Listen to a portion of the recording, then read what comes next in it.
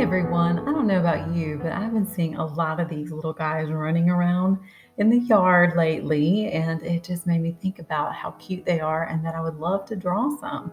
So I thought today we would learn about drawing squirrels, adding texture and value to them.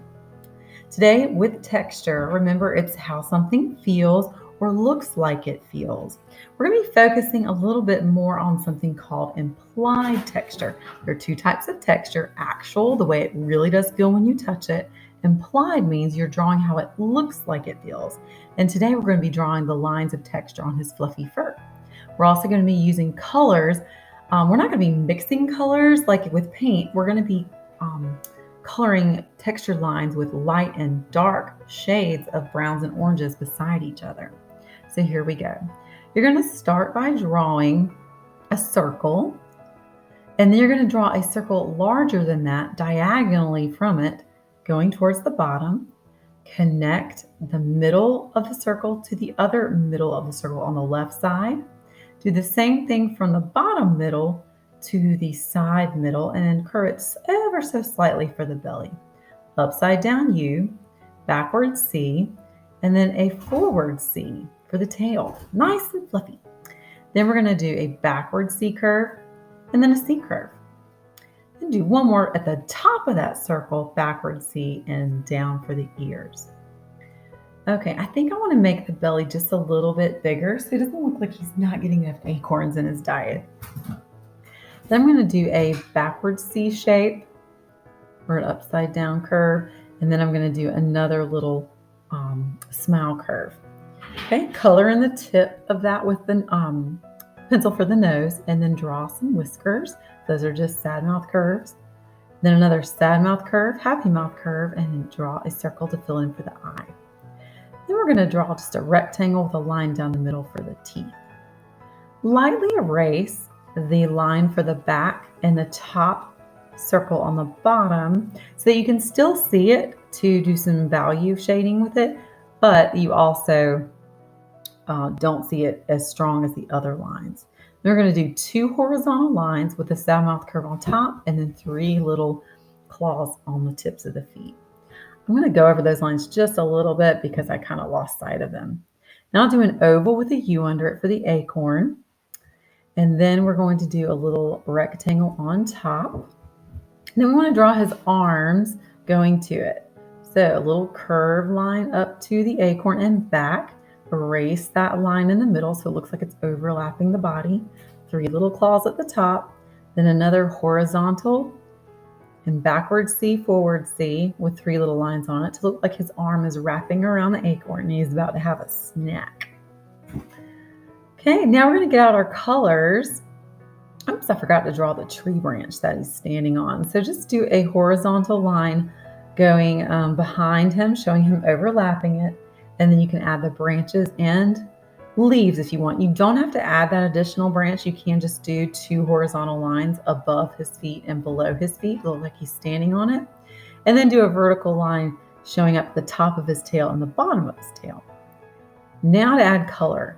I've gotten browns and all the different values of my orange, going from lightest to darkest. So I'm actually going to arrange them from darkest to lightest when I'm coloring them, starting with the darkest first, which will be the brown. See how I'm doing these texture lines, just like dashed lines? And practice on the back here. See how I'm just doing lines like that? That is the implied texture of the fur.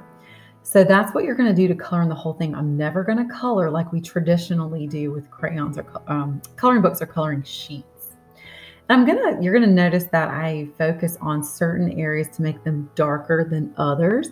That will be areas that are farther away from the sunlight maybe. Maybe the sun is on one side of him, making the kind of things on the back side a little darker.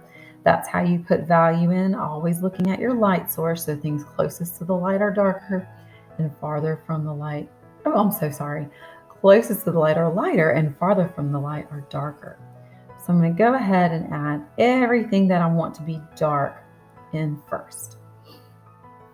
So let me speed this up so that we can move on to the next part. Just watch I add those texture lines.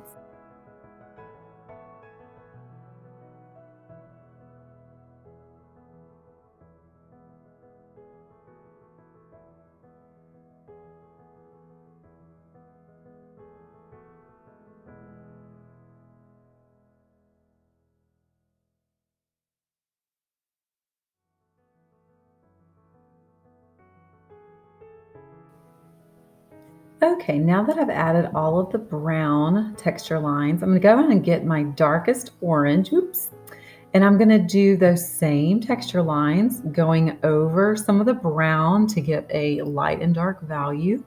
And then also add it to some of the areas that I've left white. So those areas have some color, but not as dark as the brown. So I'm going to go in and continue to do that all throughout the squirrel. And then as I go, I've added the darker orange, and then you'll see me add in the medium and light medium orange and the lightest orange. So I'm going to speed this up so you can see how I do that, but that is the process, adding those texture lines, going from dark to light.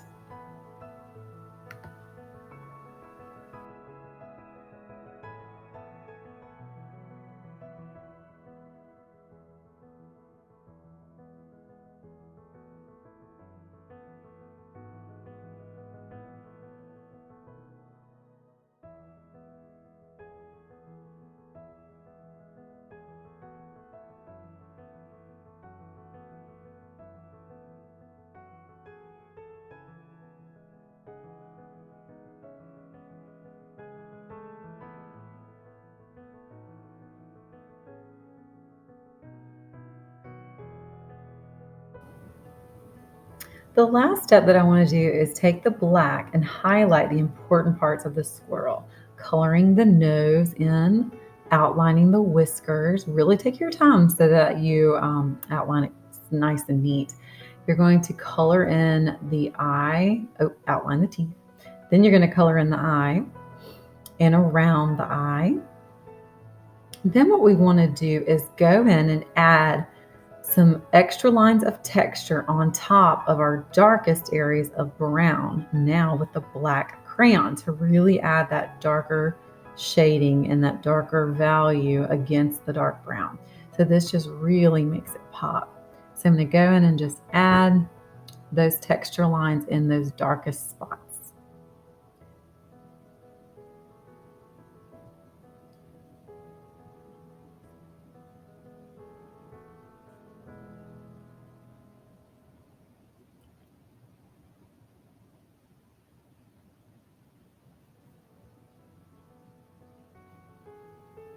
Make sure you outline all of his claws so that they really pop too, because they are teeny tiny, and kind of get around the bottom and back of the squirrel too in those shaded areas. All right, awesome. So now we want to draw a little bit of texture on the tree trunk. And the way you show the texture of wood is that we're going to draw oval. Start with a small oval and then keep going, making it get bigger and bigger. Maybe do about 3 or 4 rings, then go from the top of the tree down to the bottom, but going around those ovals that you just drew, and keep continuing that process to show there's like a knot in the tree in the lines of the wood, and then the rest of the wood going down. And you can add those little knots anywhere. You could do another one at the bottom of the squirrel, at the top of the tree, in any of those areas. All right, now that I've drawn all of the textured lines on my tree, I'm going to go in and lightly color my trunk and my branches with brown. Just again, lightly coloring it with a lighter value, and getting all of those areas. Also, you don't forget to color your acorn. I'm going to add some brown and orange in there to give it some value. And don't forget the top. And I'm going to add just a little bit of yellow too. It makes a very nice contrast in color. And I'm going to go over the tree because I don't want to use only brown, because against the squirrel that has so much brown in it and orange, I want to stay away from the orange and add some yellow. So there's a little bit of contrast there. And then finish coloring any details that you may have added to it, like how I added the leaves. And then of course I'm going to color in the sky because I want that beautiful blue background to make the squirrel pop even more. Okay.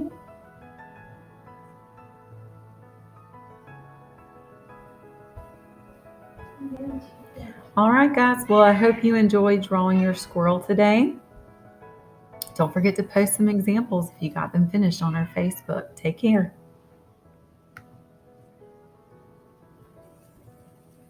Hey, Mom.